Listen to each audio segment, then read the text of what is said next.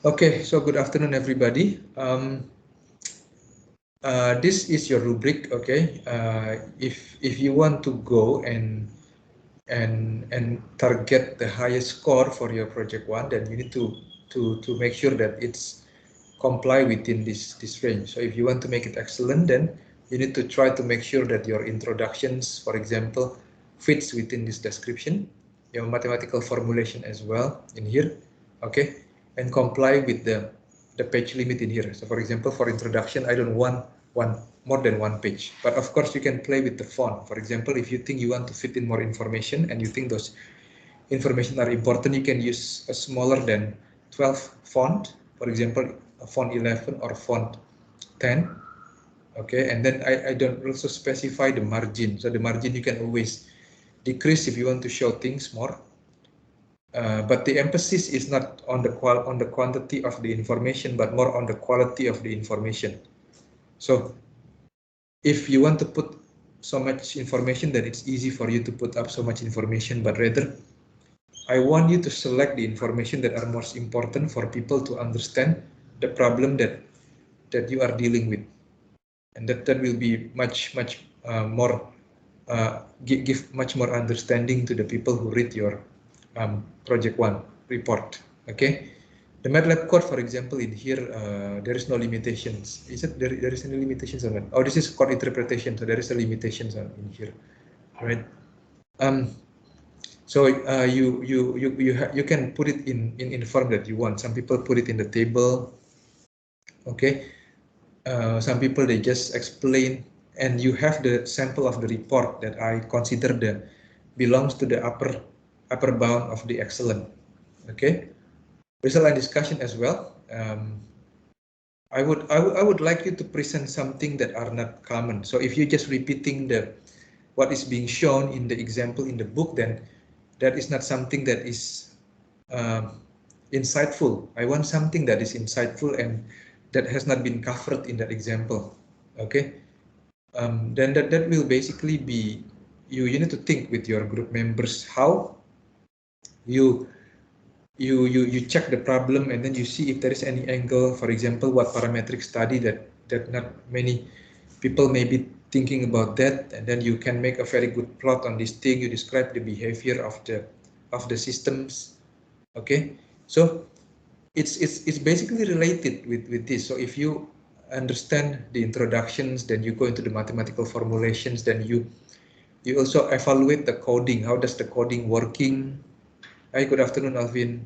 And then you will be able to tweak the variables. Okay, for task 1, task 2, it's not, we don't ask you to change the code so much. If you prefer to change, then it's up to you as well, but you can just use the existing code and rather focus on the parameter and then see how they work.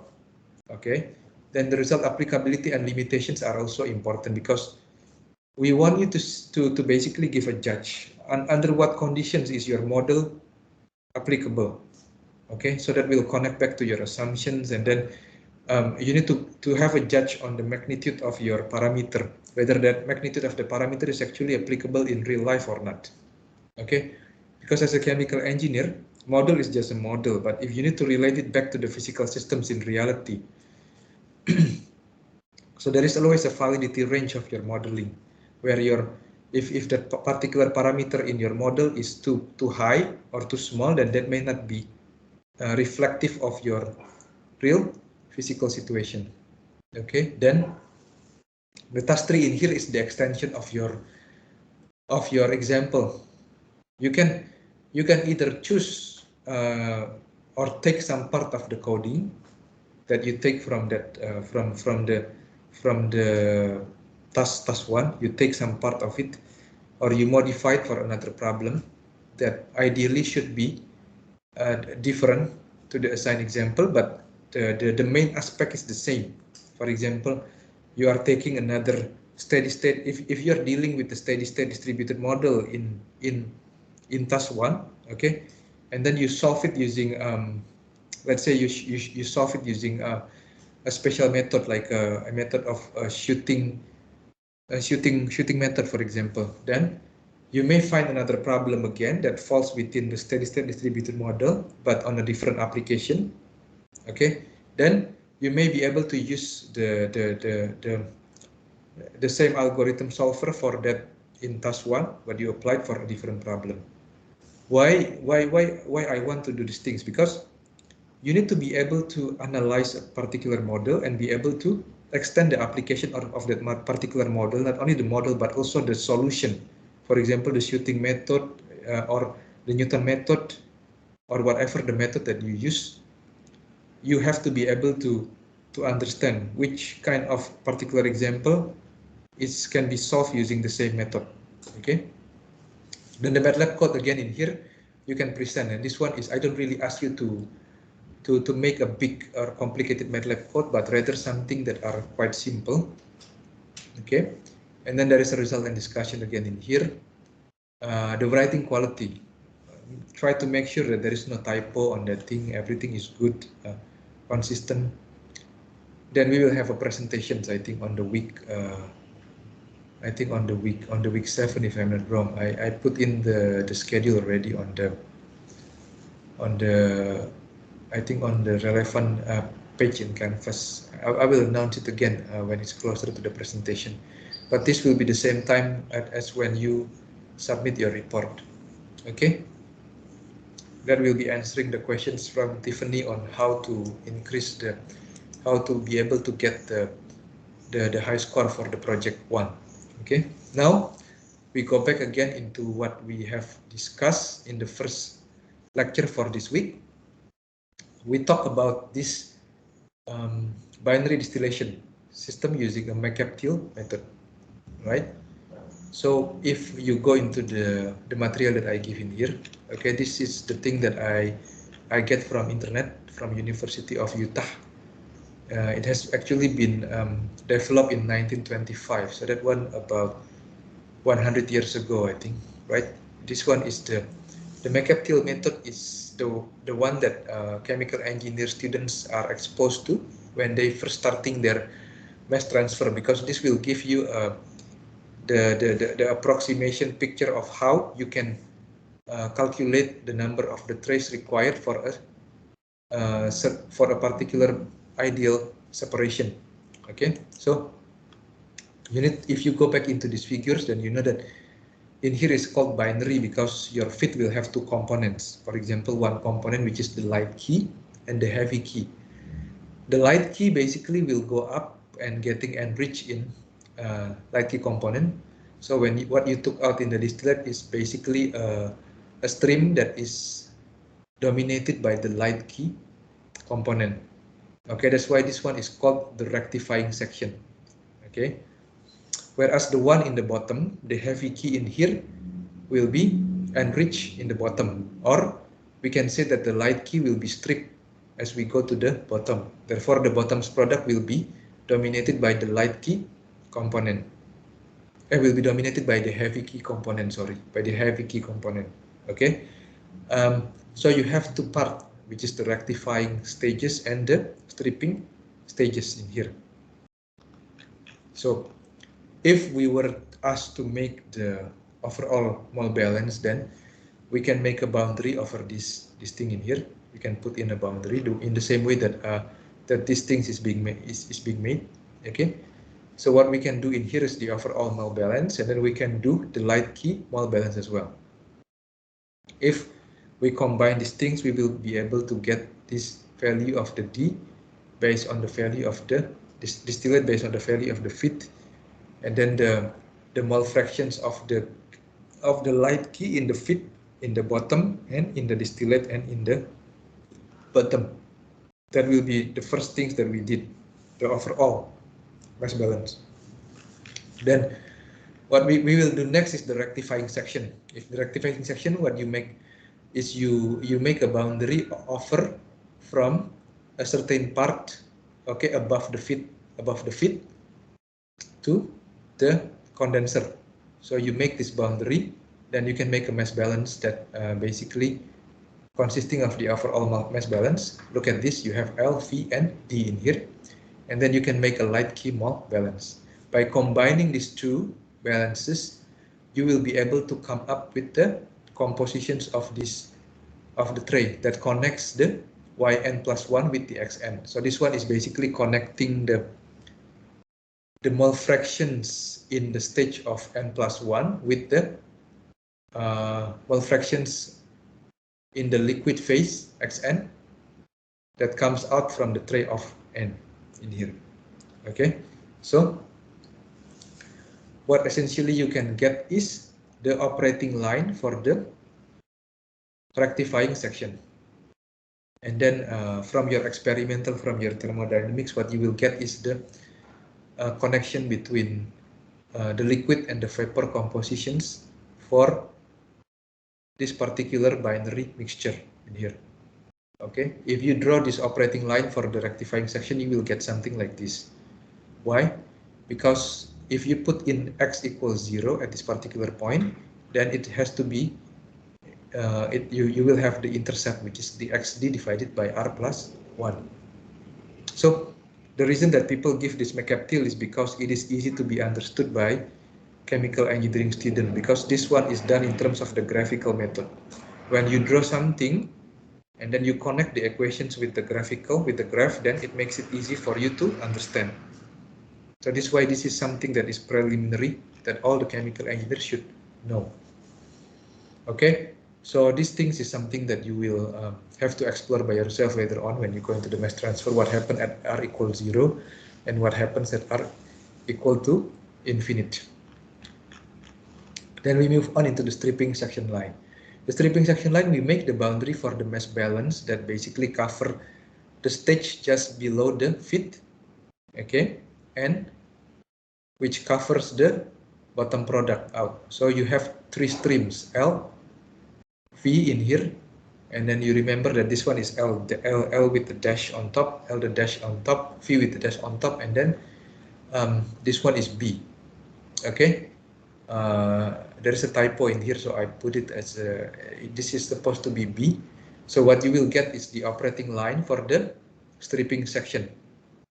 Okay, so this, if you put in at x equals 0, then the intercept in here should be minus xb divided by vb. So if you continue this operating line in here, this will reach the intercept at some point in here.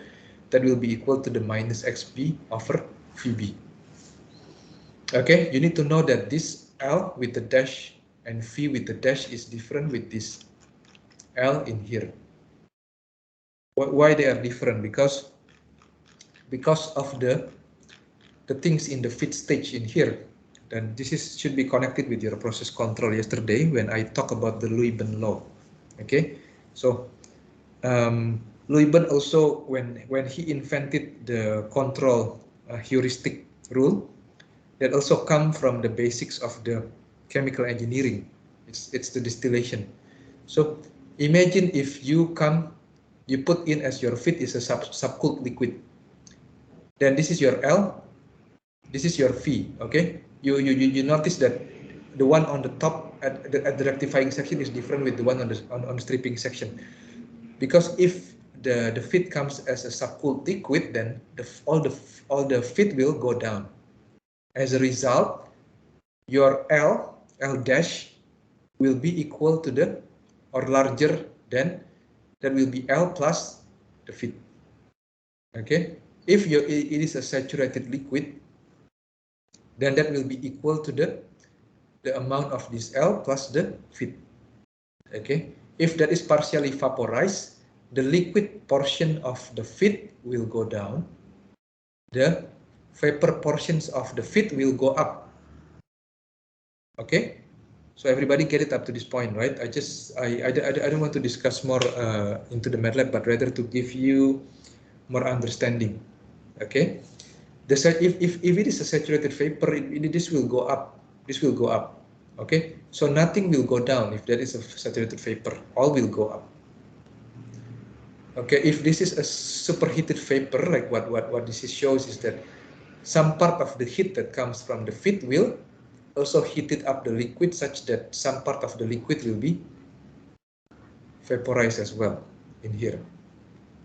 So where does this will affect? So this will affect the intersection between the rectifying to the stripping section. So if you are putting in basically a saturated liquid, then that will come in here, the intersection between the rectifying with the stripping section. If that is a liquid plus vapor, then it will come in here, because this Q in here is basically giving you the slope of your Q line in here. Okay, so everybody get it up to this point? Everybody get it? What you will get in here is that this is at this particular point, this is X is equal the mole fractions of the fit of your light key component.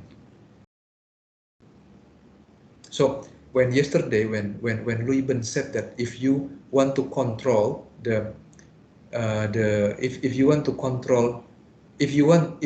if your product, the product of interest from your distillation process is the top product, okay, so meaning what we want to put into the distillation column should be liquid. Why? Because if you put it as a liquid, then that will go down, so it will not essentially affecting the rectifying sections of your column. So if your fit in is a liquid, saturated liquid, then the rectifying section of your column will be less affected by the disturbance of your fit. That's what that is what comes from the Luyben's law yesterday, because of this particular logic in here. Okay, so this is something that are more on the Q line. So you have the rectifying section, you have the stripping section, you equalize with each other, then you will be able to get this Q line. This Q line is in this Q line is this line in here, in terms of the Q and the ZF, right? So once you get all these things, you get the operating line, you get the rectifying, operating line, you get the stripping operating line. You can figure out the number of the stages you will require to achieve that particular separation, given that you have the mole fractions of the bottom, mole fractions of the light key at the distillate, and then also the fit, the mole fractions of your light key components in the fit. Okay, so these are what happens with the partially boils and condensers. In reality, it's very difficult for you to have a total condenser, even though it's possible, but it's not necessarily easy to get a total condenser. But if you have a partial condenser, then meaning you have another equilibrium stage. Okay, so yes, Michael, you want to ask anything? No? So everybody get it clear up to this point that I already talked a little bit about the mercaptile. Anybody get anything okay up to this particular point, right? So then the slide in here is giving you the operating line for the rectifying section. This one is giving you the operating line for your stripping section. This one is giving you the Q line, okay, which you don't need to derive again from that thing, because I give you already these things in your canvas already. Then from the rectifying operating line and the Q line equations, you can have these particular equations.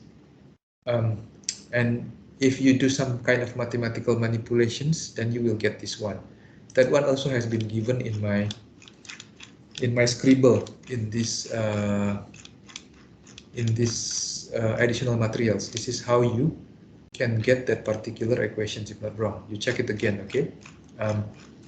And that's the same thing as well with this one again. How do you get that thing again in here? Okay, so you have this thing, you have these things, then you will be able to get these particular equations in here, the XQ. Okay, you need to go and check whether I make a mistake or not. And then for an ideal system, you can just use a relative volatility, which basically connects your Y and X. This will be used to make your thermodynamic, or this particular, in particular this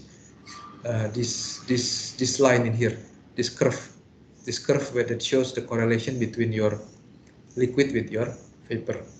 Okay, that can be done using these things, but not necessarily everything can be given in terms of this. Okay, this is just to make the sample easy. So now you can use this particular coding, and this particular code in here is called the function. The name of the M file should be exactly the same with this name in here, bin this empty, because there are two types of files in MATLAB. One is M file, the other one is a function. Both also named as an M file, but function file is different with normal M file in that it has an input and it has an output. So in order for this function file to be able to be working, you need to give it an input. Then it will, what this function file will do is it will give you these two outputs in here.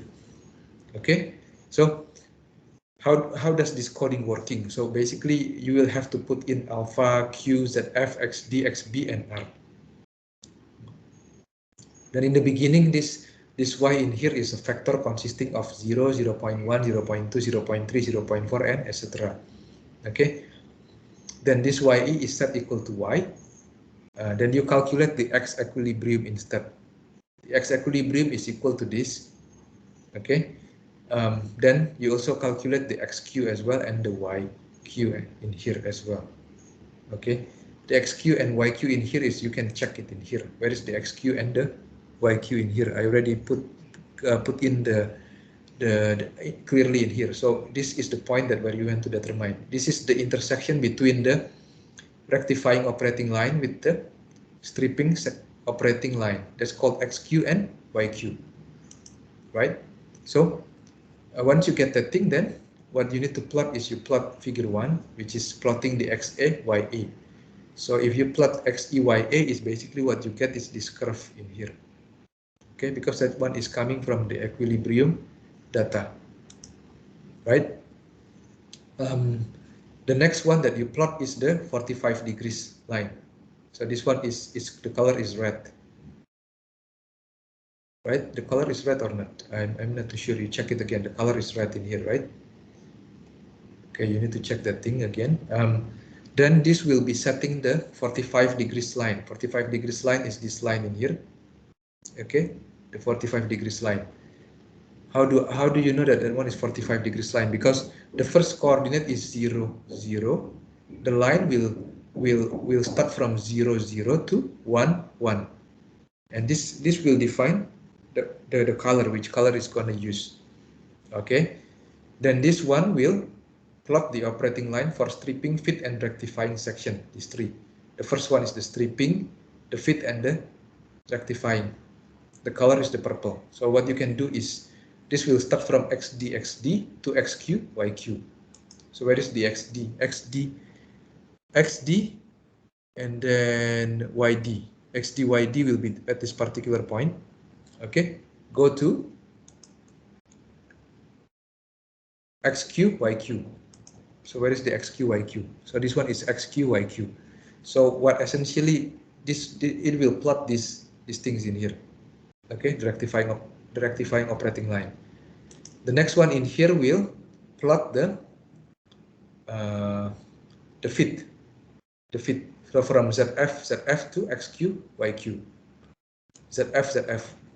So where is that zf? zf will be this particular point to this particular point, xq, yq. So that will plot this particular, or the q line, something that you call the q line. Okay, this one will plot the stripping operating line.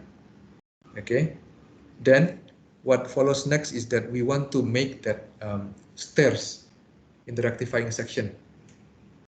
Okay, so this one will plot the Mercaptil operating lines for the rectifying section, because this will essentially connect the XOP1 to YOP1 and to XOP1, YOP1. So if you go and check it again in here, this will, for example, plotting the line from here to here. Okay, then the next one, this will connect this XOP2, YOP1 with the XOP2, YOP2. So that's how you need to check this thing. So this one is if, then you will set the line and then set ni plus 1. And then this is involving the iteration. So this will do as long as your XOPI is higher than XQ. So that will be plotting as long as this is not reaching this XQ point in here. So as long as the X value is higher than this XQ, that will keep plotting those lines. Okay, one is plotting the vertical line, one is plotting the horizontal line. Okay, you do it the same with the stripping line as well. The stripping line is plotting the stair in here, plotting the stair in here. Then you can calculate the number of your tray required. One in here, 2, 3, 4. Okay, for example, you need to check that thing again in your McCaptil book in here, in your McCaptil things in here. So this is starting from 1, 2, 3, 4, 5, okay, and so on and so on. So this is what happens with these things in here.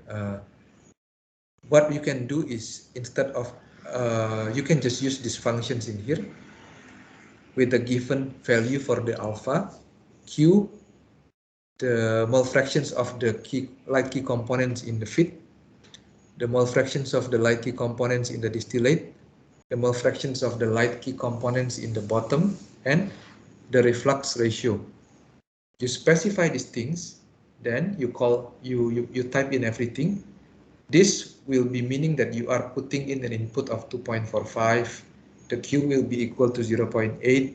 The ZF will be equal to 0.5. XB will be 0.1.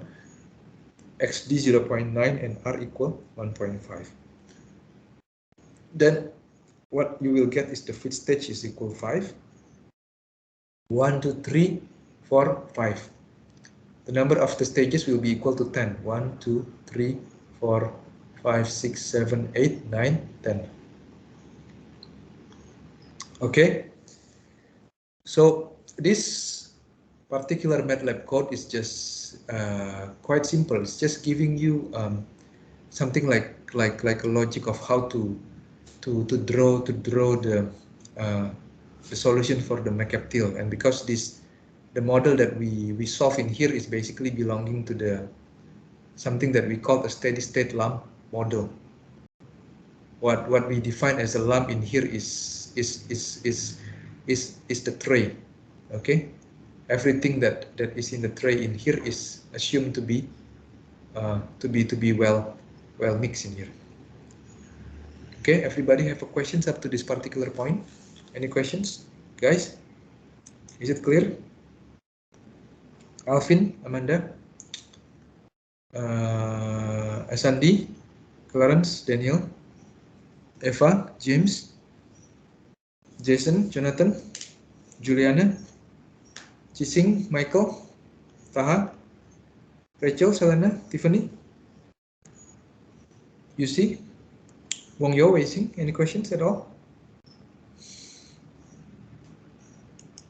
All looks good, or you lost, you understand my explanations? Anything that I need to iterate again from this particular explanations, or you guys can catch what I try to explain, or is it difficult? Is it confusing, or is it straightforward? What do you think? No? Everything is good?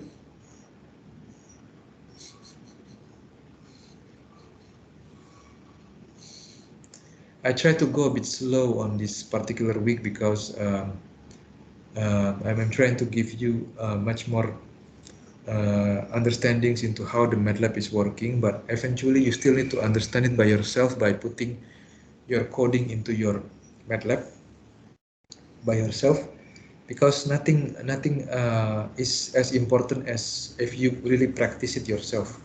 Okay, if you just look at it and try to understand, then it's a bit difficult, but if you try to put in the code into your MATLAB and run it, then you will understand that thing.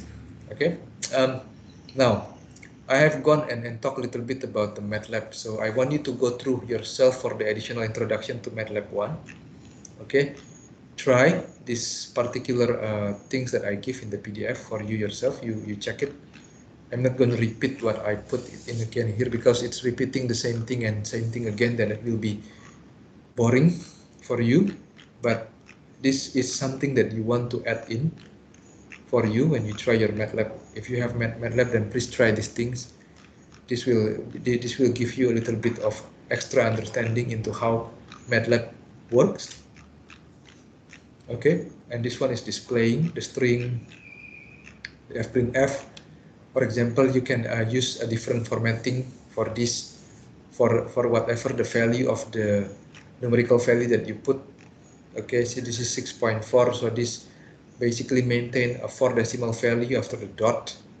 Okay, and then this is a 3 decimal value. Okay, and so on and so on. CLC logical flow. For if statement X, then this one is the logical statement, how you do these things. Switch loops. So if you go back into the basic of the programming, you will get these things again across. You can either use a for or you can use while. Okay, then this one is giving you the how you plot. This is the example of the plotting. And this one talk about the functions that I just talked to you about.